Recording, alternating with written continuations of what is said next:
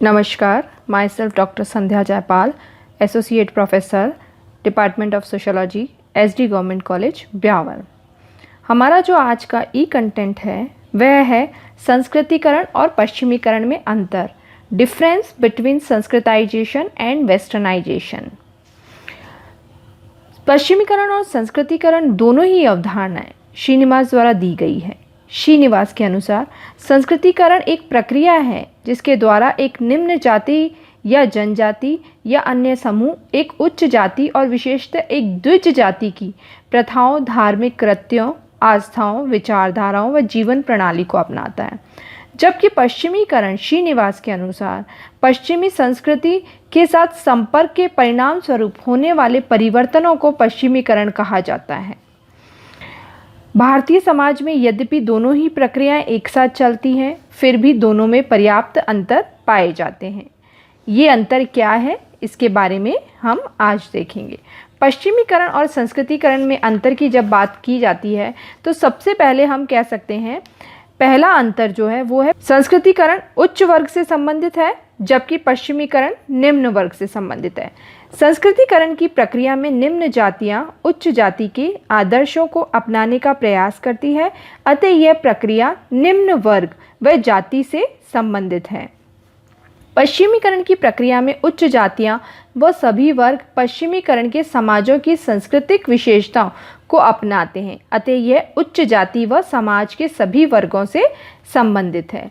दूसरा है संस्कृतिकरण की प्रक्रिया स्वदेशी है, जबकि पश्चिमीकरण की प्रक्रिया विदेशी है। संस्कृतिकरण में निम्न जातियां द्विज जातियों की जीवन पद्धति को अपनाती है, अतः यह प्रक्रिया स्वदेशी एवं आंतरिक है।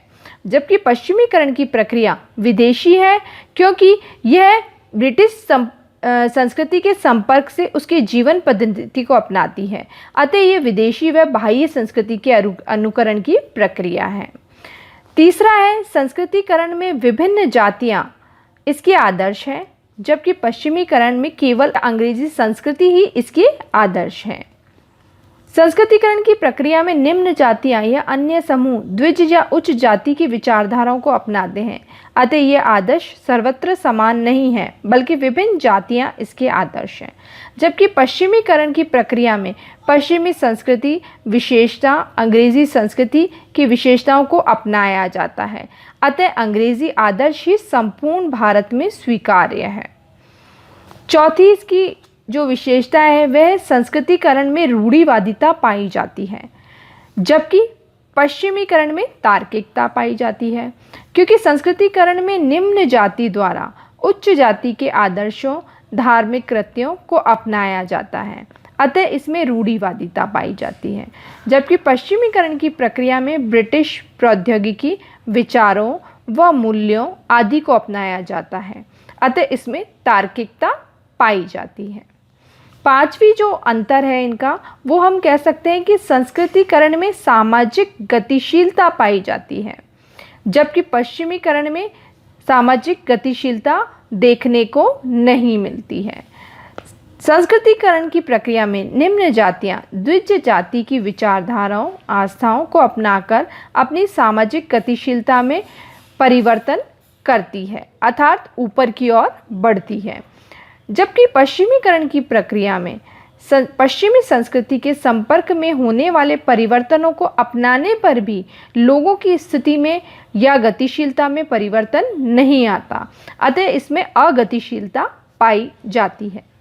छठा जो अंतर है वह है कि संस्कृतिकरण में धार्मिकता पाई जाती है, जबकि पश्चिमीकरण में तर्कवाद व मानववाद को स्थान दिया जाता है। संस्कृतिकरण में द्विज जातियों की धार्मिक प्रथाओं, कृत्यों व जीवन प्रणाली को निम्न जाति द्वारा अपनाया जाता है, जिसमें तर्कवाद के लिए कोई स्थान नहीं है। जबकि पश्चिमीकरण की अवधारणा मानवतावाद और बुद्धिवाद के मूल्यों पर आधारित है, जिसमें धार्मिकता का कोई स्थान नहीं है। इसी तरह सातवां जो अंतर है वह यह है संस्कृतिकरण की प्रक्रिया में शाकाहारी जीवन पद्धति पर बल दिया जाता है, जबकि पश्चिमीकरण की प्रक्रिया में मांसाहारी जीवन पद्धति पर बल दिया जाता है। संस्कृतिकरण में आस्तिक जीवन प्रणाली होने से मांस, मदिरा आदि का प्रयोग वर्जित माना जाता है, जबकि क्योंकि इसमें निम्न जातियां द्विज जातियों की प्रणाली को अपनाती हैं। पश्चिमीकरण में ब्रिटिश संस्कृति का अनुकरण किया जाता है, अतः इसमें मांस, मदिरा के सेवन को वर्जित नहीं अपितु प्रोत्साहित किया जाता है। यह है संस्कृतिकरण और पश्चिमीकरण में अंतर, जो कि आज हमने पढ़ा। धन्यवाद।